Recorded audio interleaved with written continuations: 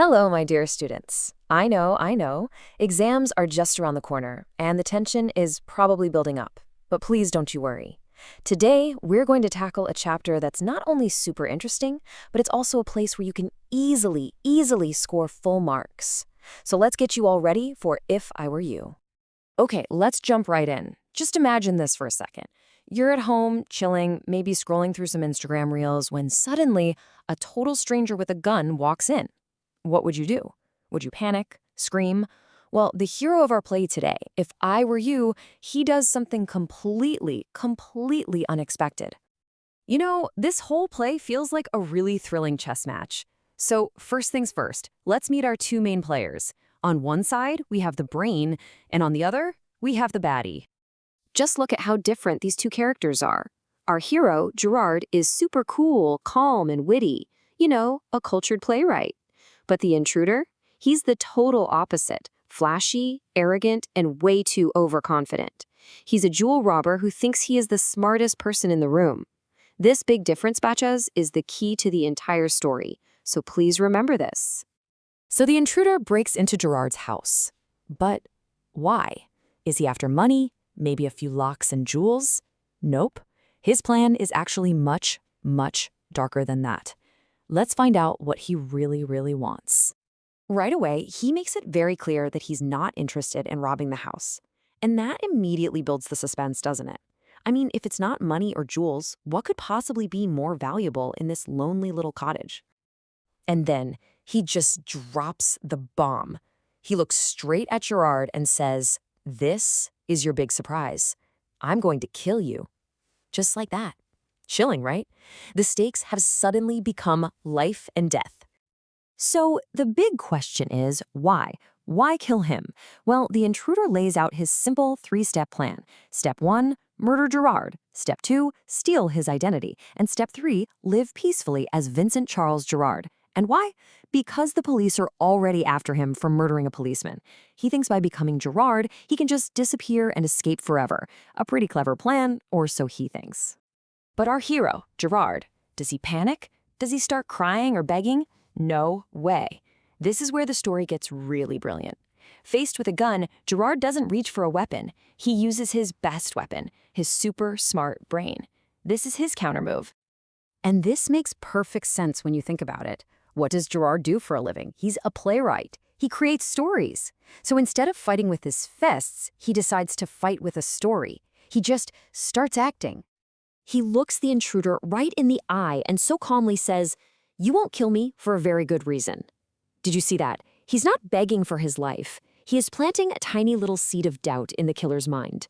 So clever. And here it comes, Gerard's big surprise. He completely flips the whole situation on his head. He basically tells the intruder, "Oh, you think you're a criminal? Welcome to the club. I'm a wanted criminal too." Of course, the intruder is totally confused now. Is this guy for real? So Gerard starts giving him proof. He says he's also on the run because he said it with bullets and killed someone. He points out his bag is packed, all ready for a quick escape. He even shows him a disguise kit with false mustaches.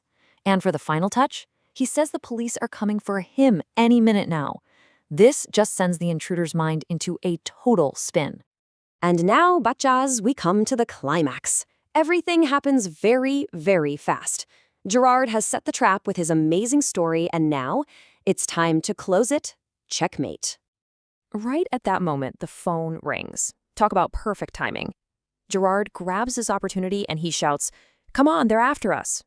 He points to a door and says, "Through here, straight to the garage. We can escape in my car." The intruder, now completely believing Gerard and panicking about the police, doesn't even think twice. He rushes towards the door, and as he peeks in to check, slam. Gerard pushes him straight inside, slams the door, and locks it. That so-called garage was actually a cupboard all along. Can you believe it? The big, bad criminal is now trapped inside a small almirah like a little mouse. And what does Gerard do? Does he panic or run away? No. He calmly picks up the intruder's revolver, goes to the phone, and calls the sergeant to come and arrest the poor fellow who's trapped in his cupboard. What a hero. Okay, bachas, story time is over, and now it's study time. Let's look at some really important questions from this chapter so you can score full marks. Please pay close attention, okay? These are very, very important. All right, first question, and this is a very common one in exams. Why did the intruder choose Gerard specifically? Out of all the people in the world, why him?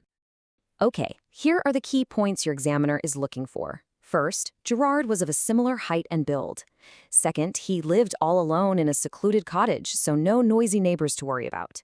Third, he was a bit of a mystery man who didn't meet too many people. And fourth, he had a car ready for a quick getaway. Just explain these simple factors in your own words and you'll get full marks. Pakka. Let's move to the next question, which is really the heart of the whole play. What was Gerard's big surprise for the intruder? And the answer is, Gerard's big surprise was his brilliant, totally made-up story. The story that he himself was a dangerous criminal on the run. The most crucial part is the warning he gives. If not as yourself, then as Vincent Charles Gerard. This means that even if the intruder killed Gerard and stole his identity, he would still be hanged for a murder that Gerard supposedly committed. This made the entire plan completely useless. How brilliant is that? So, my dear students, what is the main message we should take away from this amazing play? It's very simple, and it's a lesson for your whole life. Brains over brawn. Intelligence, thinking quickly, and just keeping your cool are far more powerful than physical strength or even a weapon like a gun. And this brings us to a final thought for you all. In a tough situation, whether it's right before an exam or anywhere else in life, is it better to be strong or is it better to be smart? I think this play gives us a very clear answer. Just think about it. All the very best for your exams, my bachas. You are all going to do wonderfully. Don't you worry at all.